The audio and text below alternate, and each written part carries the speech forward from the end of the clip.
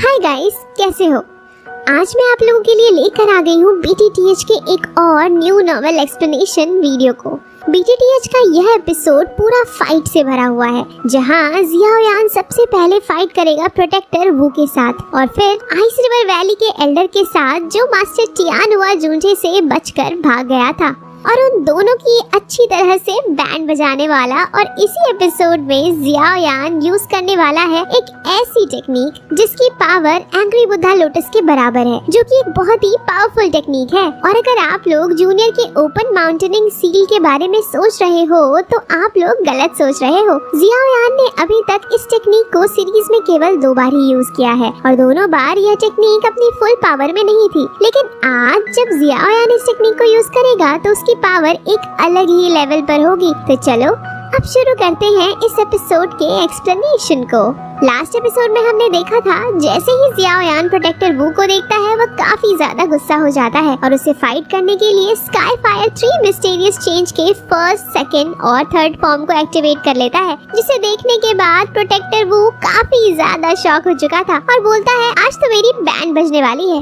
अब आगे एपिसोड 114 की स्टार्टिंग में हम लोग देखते हैं Xiaoyan sky fire 3 mysterious change के तीनों फॉर्म को एक्टिवेट करके बोलता है प्रोटेक्टर वू अब मैं पूरी तरह से तैयार हूँ तुम्हारी जान लेने के लिए। प्रोटेक्टर वू भी जियाओयान की बढ़ी हुई पावर को देखकर बोलता है भले ही तुमने स्काई फायर 3 मिस्टीरियस चेंजेस का यूज करके अपनी पावर को बढ़ा लिया है, लेकिन इसका भी कोई एक टाइम लिमिट है और जैसे ही वह टाइम लिमिट खत्म होगा मैं तुम्हें भी खत्म कर दूंगा। जिस पर जियाओयान बोलता है इतना टाइम काफी है मेरे लिए तुम्हारी जान लेने के लिए। और फिर वह प्रोटेक्टर वू की तरफ बढ़ने लगता है। तो प्रोटेक्टर वू अपनी एक काफी पावरफुल टेक्निक घोस्ट लॉक का यूज करते हुए वहाँ पर एक काफी बड़ा स्पिरिचुअल पाइथन क्रिएट कर देता है और जियाओयान पर अटैक करता है। तो जियाओयान एक पावरफुल स्लैश अटैक उस पाइथन पर करता है और फिर 6 जॉइंट बॉडी टेक्निक का भी यूज करके उसके ऊपर अटैक करता है। लेकिन हम लोग देखते हैं इससे भी उस पाइथन के ऊपर कोई कुछ खास फर्क नहीं पड़ता। तभी वह पाइथन जियाओयान को निगलने के लिए काफी तेजी से उसकी ओर बढ़ने लगता है, लेकिन जियाओयान अपनी हेवनली फ्लेम का यूज करते हुए अपने चारों तरफ एक शील्ड बना लेता है और फिर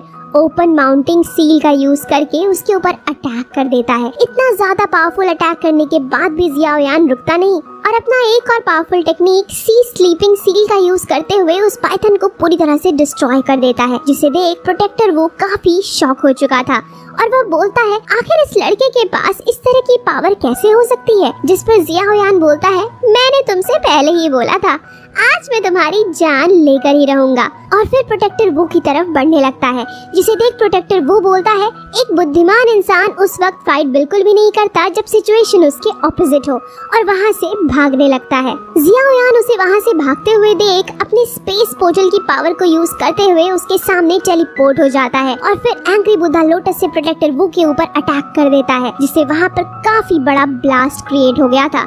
इसे देखकर आइस रिवर वैली का एल्डर टियानजुआंगजी बोलता है यह तो 5 मिनट भी उसके सामने टिक नहीं सका। दूसरी तरफ जिन लैंड के क्लैन के एल्डर बोलते हैं जियाओयान अभी के लिए दाओ जोंग के 2 स्टार पर है, लेकिन उसने बिना किसी दिक्कत के दाओ जोंग के 7 स्टार के बंदे को इतनी आसानी से हरा दिया। इसकी पावर सच में किसी ऑर्डिनरी दाओ जोंग से काफी ज्यादा है। इसके बाद हमें प्रोटेक्टर वू को दिखाया जाता है जो कि जियाओयान के एंग्री बुद्धा लोटस के अटैक से भी अभी तक जिंदा बचा हुआ था और उसकी बॉडी पर लगा हुआ आर्मर ही बस डिस्ट्रॉय हुआ था। इसे देखकर जिनलैंड के क्लैन के फर्स्ट और सेकंड एल्डर बोलते हैं एक बार अगर हॉल ऑफ सोल के प्रोटेक्टर्स के ऊपर से उनका यह आर्मर डिस्ट्रॉय कर दिया जाए तो उन्हें हराना कोई बड़ी बात नहीं, और अब जियाओयान ने इसे डिस्ट्रॉय कर दिया है तो वह बड़ी आसानी से प्रोटेक्टर वू को किल कर सकता है। दूसरी तरफ प्रोटेक्टर वू बोल रहा था इसने मेरे स्ट्रॉन्गेस्ट आर्मर को डिस्ट्रॉय कर दिया, मुझे जल्दी से हॉल ऑफ सोल से हेल्प लेनी होगी नहीं तो ये मुझे डिस्ट्रॉय कर देगा। फिर हम लोग जियाओयान को देखते हैं जो कि प्रोटेक्टर वू की तरफ काफी तेजी से बढ़ते हुए बोलता है क्या हुआ अब तो मुझे डिफीट नहीं कर पाए तो तुम्हें अब दूसरों की हेल्प चाहिए। जियाओयान को अपनी ओर बढ़ता हुआ देखकर प्रोटेक्टर वू काफी डर चुका था और तभी जियाओयान प्रोटेक्टर वू के ऊपर अटैक कर देता है, जिससे प्रोटेक्टर वू काफी इंजर्ड हो जाता है और उसके मुंह से ब्लड निकलने लगता है। लेकिन फिर भी जियाओयान रुकता नहीं और उस पर एक और अटैक करने के लिए आगे बढ़ता है। तो प्रोटेक्टर वू आइस रिवर वैली के एल्डर से खुद को बचाने के लिए हेल्प मांगता है, जिस पर वह एल्डर जो पिछले एपिसोड में मास्टर टियानुआ जुंजे से बचकर भाग गया था, जियाओ यान के अटैक को रोक लेता है और उसके ऊपर अटैक करते हुए उस प्रोटेक्टिव वू से दूर कर देता है। उस एल्डर को देखकर प्रोटेक्टर वू बोलता है, बस तुम इसे थोड़ी देर के लिए बिजी रखो, उसके बाद हॉल ऑफ सोल के लोग आते ही होंगे, इसके लिए तुम्हें काफी बड़ा इनाम मिलेगा। तो आइस रिवर वैली का वह एल्डर बोलता है, तुम चिंता मत करो, मुझे भी इससे अपना पुराना हिसाब चुकता करना है। और फिर वह आइस रिवर के 2 और एल्डर्स को अपनी हेल्प के लिए बुला लेता है, जिसे देख जियाओ यान बोलता है, क्या बात है, तुम लोग मुझसे इतना ज्यादा डरते हो कि अब 2 7 स्टार और एक दाओ जोंग का पीक का वॉरियर मुझसे फाइट करेगा। यह तो मेरे लिए काफी प्राउड की बात है। जिसे देख जिन लैन बोलती है, आइस रिवर वैली सच में बहुत ही ज्यादा शेमलेस है, क्या आप दाओ जोन के 2 स्टार से 3 एल्डर फाइट करेंगे? जिस पर वह एल्डर बोलता है, मेरी आइस रिवर वैली को बस अच्छे रिजल्ट से मतलब है, इससे नहीं कि वह किस तरह से मिला है। जियाओ यान उनकी बातें सुनकर बोलता है, ठीक है, अब मैं खुद को बिल्कुल नहीं रोकूंगा। और फिर वह अर्थ कोर बीड को बाहर निकाल लेता है, जो कि उसे जिन लैन के क्लैन के उसी फॉरबिडन ग्राउंड में मिला था, जहाँ वह लिटिल फेरी डॉक्टर के पॉइजन बॉडी को सप्रेस कर रहा था। इसे देखकर सभी डिसिपल पहचान जाते हैं और बोलते हैं, यह तो सन फ्लेम है। फर्स्ट एल्डर भी काफी इमोशनल होते हुए बोलते हैं, यह तो हमारे क्लैन का सन फ्लेम है। जियाओ यान, तुमने सच में इसे रिवाइव कर दिया।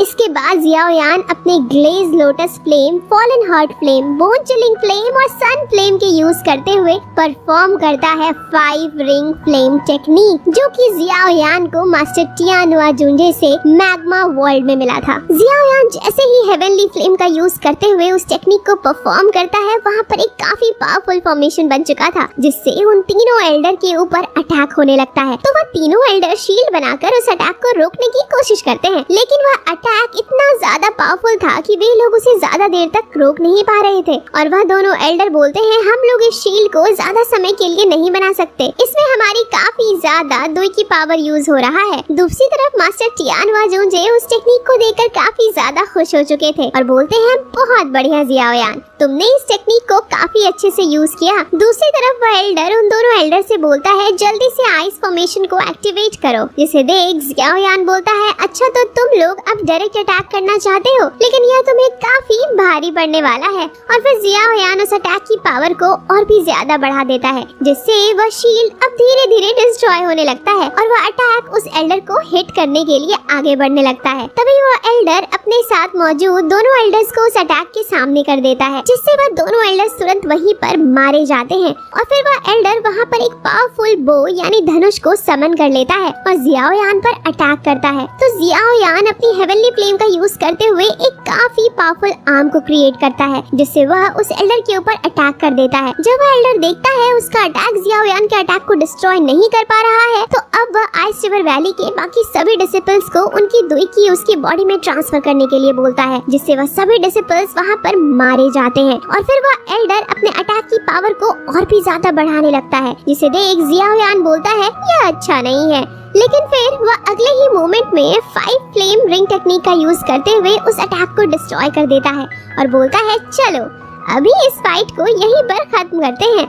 और उसकी तरफ आगे बढ़ने लगता है, जिसे देख वह एल्डर खुश होते हुए बोलता है, लगता है तुम्हारी sky fire 3 mysterious change technique का टाइम खत्म हो गया। फिर वह भी जियाओ यान के ऊपर अटैक करने के लिए काफी तेजी से आगे बढ़ने लगता है। इससे पहले कि वह जियाओ यान पर अटैक करे, जियाओ यान यूज करता है अपना ultimate skill angry Buddha lotus, जिसे देख वह एल्डर बोलता है, यह कैसे पॉसिबल है, क्या अभी तुम्हारे स्काई फायर 3 मिस्टीरियस चेंजेस का टाइम खत्म नहीं हुआ?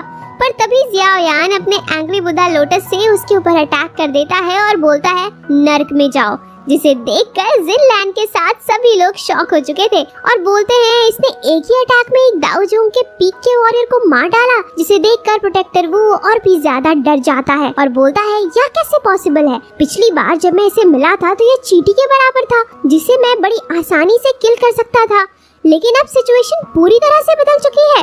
और फिर जियाओ यान प्रोटेक्टर वो की तरफ देखते हुए बोलता है, प्रोटेक्टर वो, अब तुम्हारी बारी। जैसे ही जियाओ यान उसकी तरफ देखता है, वह तो तुरंत वहाँ से भागने की कोशिश करता है, लेकिन जियाओ यान काफी तेजी से उसके पास जाकर एक किक मारते हुए बोलता है, इस बार तो मैं तुम्हें इतनी आसानी से नहीं जाने दूंगा। इस अटैक से प्रोटेक्टर वू की हालत और भी ज्यादा खराब हो जाती है, लेकिन फिर भी वह जियाओ यान से बोलता है, जियाओ यान अगर तुम मुझे यहाँ से जाने देते हो तो मैं हॉल ऑफ सोल से तुम्हें माफ करने के लिए रिक्वेस्ट करूंगा। तो जियाओ यान प्रोटेक्टर वू को गले से पकड़ते हुए बोलता है, अब तो तुम बस सपने देखो कि तुम मुझसे बचकर जा सकते हो। तभी प्रोटेक्टर वू हंसते हुए बोलता है, तुम्हारे स्काई फायर 3 मिस्टीरियस चेंजेस का टाइम खत्म हो चुका है, और जियाओ यान पर अटैक करने की कोशिश करता है, लेकिन जियाओ यान उसे एक ही पंच मारते हुए बोलता है, मैं अब तुम्हें बिना स्काई फायर 3 मिस्टीरियस चेंजेस के भी हरा सकता हूँ। और एक बार फिर से प्रोटेक्टर वू को गले से उठाते हुए जियाओ यान बोलता है, तुम्हें मेरे टीचर को पकड़ने से पहले इसके बारे में सोचना चाहिए था। और अपनी हेवनली फ्लेम का यूज करते हुए प्रोटेक्टर वू को जलाने लगता है, जिस पर प्रोटेक्टर वू बोलता है, जियाओ यान अगर तुम मुझे किल करोगे तो हॉल ऑफ सोल तुम्हें जिंदा नहीं छोड़ेगा। जिस पर जियाओ यान बोलता है, अगर मैं तुम्हें जिंदा छोड़ दूं तो क्या हॉल ऑफ सोल मुझे जिंदा छोड़ देगा? और प्रोटेक्टर वू पर एक और काफी पावरफुल पंच अटैक कर देता है, जिससे वह काफी दूर जाकर गिरता है। इसके बाद प्रोटेक्टर वू अपनी जान बचाने के लिए जियाओ यान को मास्टर बोलते हुए माफी मांगता है, उसके टीचर याओ लाओ को कैद करने के लिए, जिस पर जियाओ यान काफी गुस्से में बोलता है, बस तुम इतने में ही डर गए? मेरे टीचर ने तो हॉल ऑफ सोल में इससे 1000 गुना ज्यादा दर्द को सफर किया है। और फिर अपनी हेवनली फ्लेम से प्रोटेक्टर वू को जलाते हुए बोलता है, जल्दी से बताओ मेरे टीचर को हॉल ऑफ सोल के किस ब्रांच में रखा गया है? जिस पर वो प्रोटेक्टर वू बोलता है, मुझे नहीं पता, मैं नहीं जानता कि याओ लाओ को हॉल ऑफ सोल में कहाँ रखा गया है। फिर हमें मास्टर टियान हुआ जुंजी दिखाया जाता है, जहाँ वह आइस रिवर वैली के एल्डर टियान शुआंग जी से बोलते हैं, बताओ मेरा हाफ डिसिपल कैसा है? जिस पर टियान शुआंग जी बोलता है, इससे कोई फर्क नहीं पड़ता कि उसने अभी तक क्या किया, बहुत ही जल्दी वह भी मारा जाएगा। और तभी वहाँ पर एक पोर्टल ओपन होता है, जिसमें से काफी सारे हॉल ऑफ सोल के प्रोटेक्टर्स आ गए थे, जिनमें से एक तो दाओ जून लेवल पर था और बाकी सभी दाओ जोंग लेवल पर थे। तभी वो प्रोटेक्टर बोलता है, वीडियो यहीं पर एंड होता है, नेक्स्ट एपिसोड इससे भी कहीं ज्यादा इंटरेस्टिंग होने वाला है, इसीलिए जल्दी लाइक करो नेक्स्ट वीडियो के लिए और कमेंट में बताओ आप लोगों को यह एपिसोड कैसा लगा। और अगर अभी तक आपने सब्सक्राइब नहीं किया है तो प्लीज सब्सक्राइब करना ना भूलें। तब तक के लिए बाय बाय।